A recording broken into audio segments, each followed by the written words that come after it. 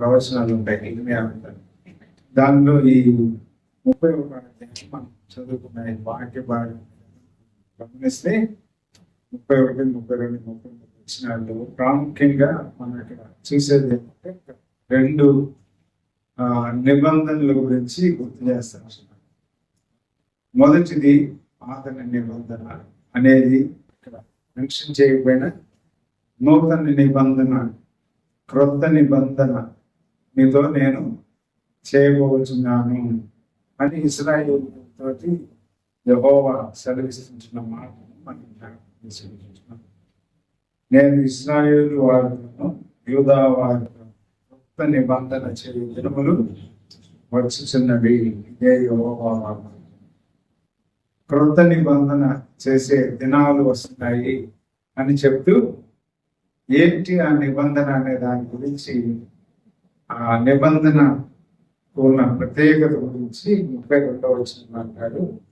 అది ఐగుప్తులో నుండి వారిని రప్పించటకై నేను వారిని చెయ్యి పట్టుకునే దినమున వారి పితరులతో నేను చేసిన నిబంధన వంటిది కాదు. ఐగుప్తులో నుంచి ఇశ్రాయేలీయుల్ని ఆ భయంకరమైన ఆ కొలిమిలో నుంచి, బానిసత్వంలో నుంచి, దాసత్వంలో నుంచి వారిని విడిపించి వారికి ఇచ్చిన నిబంధన వంటిది కాదు అని అంటున్నాడు. ఆ నిబంధన ఎలాంటిది అనేది మనం కానీ జ్ఞాపకం చేసుకుంటే హెబ్రీయులకు రాసిన పత్రిక 8వ అధ్యాయము, హెబ్రీయులకు రాసిన పత్రిక 8వ అధ్యాయము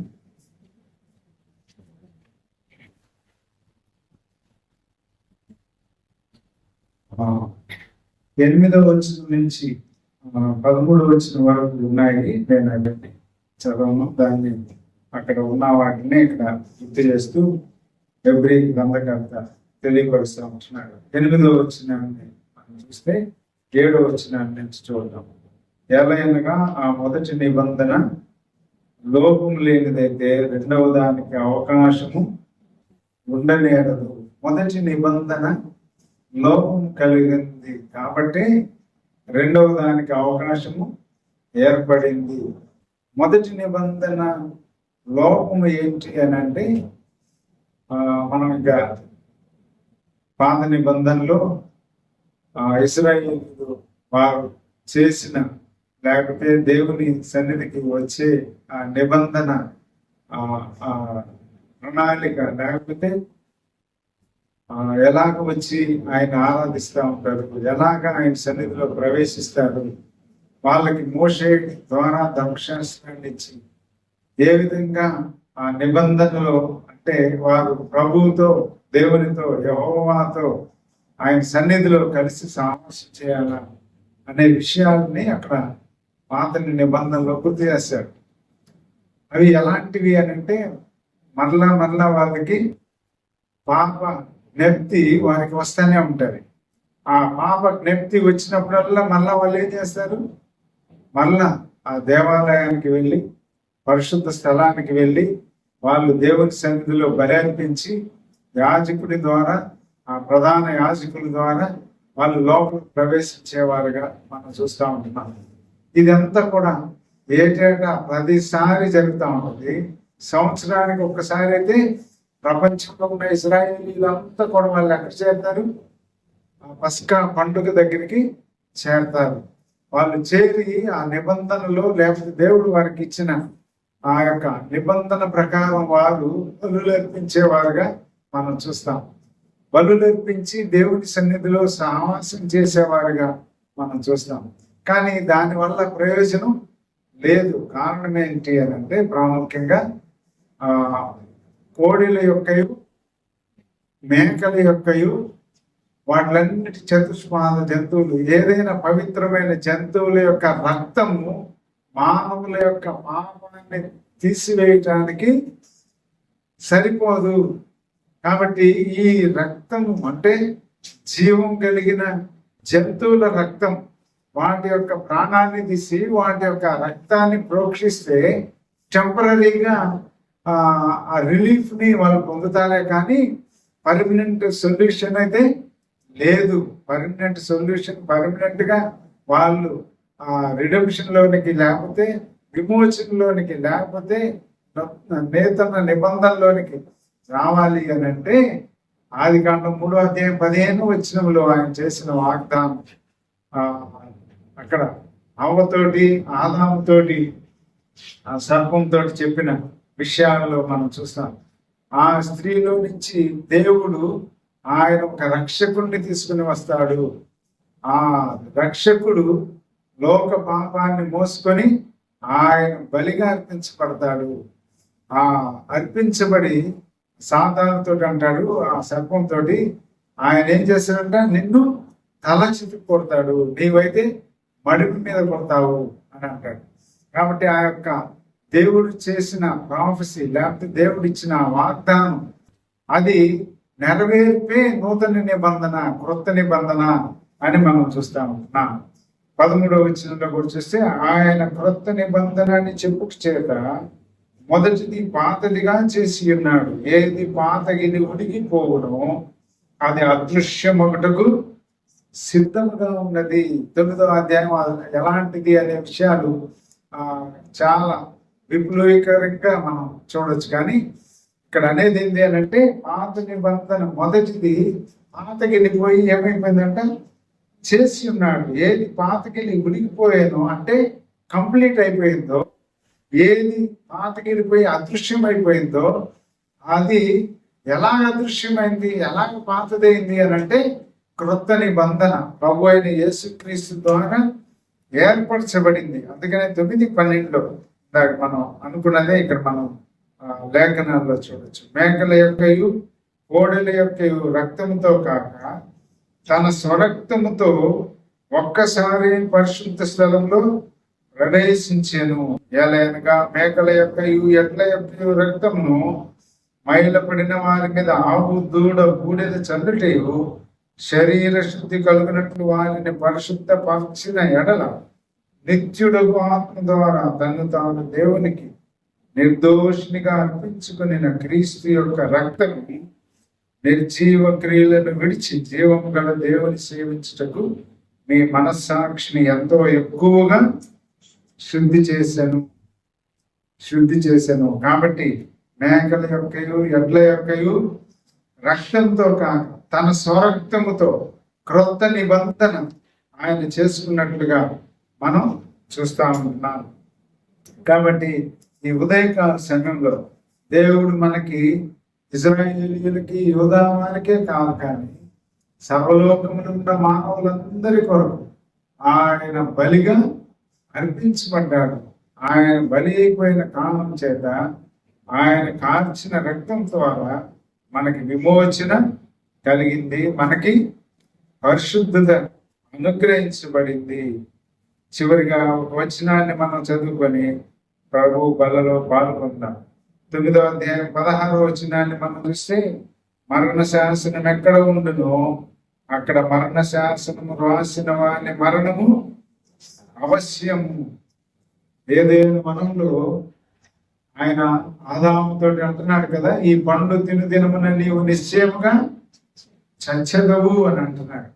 కాబట్టి ఈ పండు తినుదినమున నీవు నిశ్చయముగా చచ్చెదవు అనే మరణ శాసనాన్ని వ్రాసిన దేవుడు ఆయన ఇక్కడ ఏమంటున్నాడు, మరణ శాసనం ఎక్కడ ఉండునో అక్కడ మరణ శాసనము రాసిన వాని మరణము అవశ్యం. కాబట్టి మరణ శాసనం రాసిన దేవుడే మానవ రూపిగా మన ప్రభు అయిన యేసుక్రీస్తుగా వచ్చి ఆయన మన పక్షంగా ఆయన ఏం చేసేదంట, మరణ శాసనం రాసిన వాడు మరణము పొందితేనే అది చెల్లును, అది వ్రాసిన వాడు జీవించుతుండగా అది ఎప్పుడైనాను చెల్లునా. కాబట్టి రక్తం లేకుండా ప్రతిష్ఠింపబడలేదు. కాబట్టి ధర్మశాస్త్రంలో జీవుల యొక్క అంటే మేకలు కోడెలు ఎద్దులు వాటిల యొక్క రక్తం ద్వారా మానవునికి సంపూర్ణ విమోచన లేని కారణం చేత ప్రభువు యొక్క రక్తం పరిశుద్ధమైన రక్తం. అందుకనే అంటాడు మత్తయి సువార్త 26 నుంచి 28 వచ్చిన మనం చూస్తే చివరిగా ఆయన పస్కా విందులో ఆ విషయాన్ని గుర్తు చేస్తా ఉంటున్నాడు. ఈ రోజు ఆరాధన కీర్తనలో కూడా మనం చివరి చరణాలు కదా, ఆయన ఒక పాత్ర తీసుకొని ఒక రొట్టెని ఎత్తుకొని కృతజ్ఞతాస్తుతులు చెల్లించి దాన్ని విరిచి తన శిష్యుడికి ఇస్తూ అంటున్నాడు కదా, ఇది రొట్టె కాదు, ఇది నా శరీరం అని మీరు తీసుకొని దీన్ని ఆచరించండి, దీన్ని తినండి. అంత మాత్రమే కాదు, ఆయన పాత్ర తీసుకొని ద్రాక్ష రసాన్ని కృతజ్ఞతాస్తుతులు చెల్లించి వారికి ఇస్తూ అంటున్నాడు, ఇది నా మీ కొరకై చిందింపబడుచున్న నిబంధన రక్తం, క్రొత్త నిబంధన అని అంటాడు, క్రొత్త నిబంధన రక్తం. కాబట్టి ఉదయకాల సమయంలో పాతది ఏదైతే ఆయన నెరవేర్చి అది పాతదిగా చేశాడో, అది ఏదైతే ఉడికిపోయిందో అంటే క్లోజ్ అయిపోయిందో, ఏదైతే అదృశ్యమైపోయిందో, అందుకనే అంటాడు ఛాయారూపకంగా మన ప్రభువు కనపడుతున్నాడంట. అదంతా పాత నిబంధన అంతా కూడా ఛాయ. ఆ ఛాయలో నుంచి మనం ఏం చేసామంటే క్రొత్త నిబంధనలో మన ప్రభువుని ప్రత్యక్షంగా చూడగలుగుతా ఉంటున్నాం. కాబట్టి క్రొత్త నిబంధనలో ప్రత్యక్షంగా చూడబడుతుంటున్న ప్రభువు మన ముందుంటా ఉంటున్నాడు. ఆ దృశ్య దేవుని స్వరూపిగా మన యొక్క స్తుతి ఆరాధన ఆయన ఆగ్రహించేవాడుగా ఉంటున్నాడు. కాబట్టి ఏది పాతకి గుడిపోయిందో అది అదృశ్యమైపోయింది. క్రొత్త నిబంధన మన కొరకు అనుగ్రహించాడు. కాబట్టి ఆయన రక్తంలో కడుగుబడి పాపాలు క్షమించబడి ఆయన రక్తంలో విమోచించబడిన మనం పరిశుద్ధ రాజులు, పరిశుద్ధమైన జనాంగంగా, రాజులైన యాజక సమూహంగా మనం ఏర్పాటు చేసుకున్న కారణం చేత ఉదయకాల సమయంలో ఆయన ఇచ్చిన ఆజ్ఞ మీద ఆయన బలులో మనం పాల్గొంటూ ఉంటుండగా, ఆయన రొట్టెకి సాదృశ్యమైన ఆ యొక్క పాత్ర మన దగ్గరికి వస్తుంటుండగా అది ప్రభు యొక్క శరీరానికి సాదృశ్యమైనది. మనం అవన్నీ కూడా గుర్తు చేసుకోవాలి. ప్రభు, నా కొరకై నీవు బలిర్పించబడ్డావు, నా కొరకై స్వరూపమైన సొగసైన లేనివానిగా మార్చబడ్డావు, నా కొరకై ఉమ్మి వేయించుకున్నావు, నా కొరకై గడ్డపు వెంట్రుకలు లాగుతూ ఉమ్మి వేస్తూ తలపైన ముళ్ళ కిరీటాన్ని పెట్టి నిన్ను దూషిస్తూ ఉంటే ఆ యొక్క రక్తం ఉమ్మి చెమట కాలుతూ ఉంటుండగా మౌనం వహించావు ప్రభువా. నేను చేసిన పాపాలకి ప్రాయశ్చిత్తంగా నీవు బలి అయిపోయావు. ఆ కలువరి శిలువలో నా కొరకై చివరి రక్త బిందు వరకు నీ యొక్క యవన రక్తాన్ని నా కొరకై కార్చావు. నీ శరీరం అంతా నలుగ కొట్టుకున్నావు. నాగటి చాలవలే వీపు దన్నుపడింది.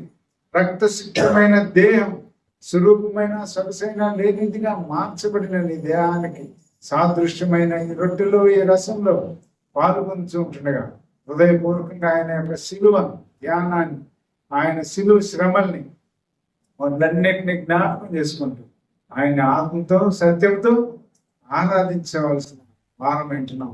అలాంటి భాగ్యం, అలాంటి ప్రివిలేజ్, అలాంటి గొప్ప యోగ్యత దేవుణ్ణి అనుకున్న మనకి ఆయన అనుగ్రహించారు. కాబట్టి ఇది ఎంత గొప్పదో, ఎంత ప్రాముఖ్యమైందో దేవుని నమ్మిన పిల్లలకి మనకి. కాబట్టి ఈ ఉదయకాల సమయంలో ఆయన ఇచ్చిన దానాన్ని ప్రకారం మన స్తుతులు, స్తోత్రాలు ఆయనకి హృదయపూర్వకంగా సమర్పించి ఆయన ఆత్మతో సత్యంతో ఆరాధిస్తూ ఆయన బలులో మనం పాల్గొంటే ఆయన్ని కనపరచడం కాదు.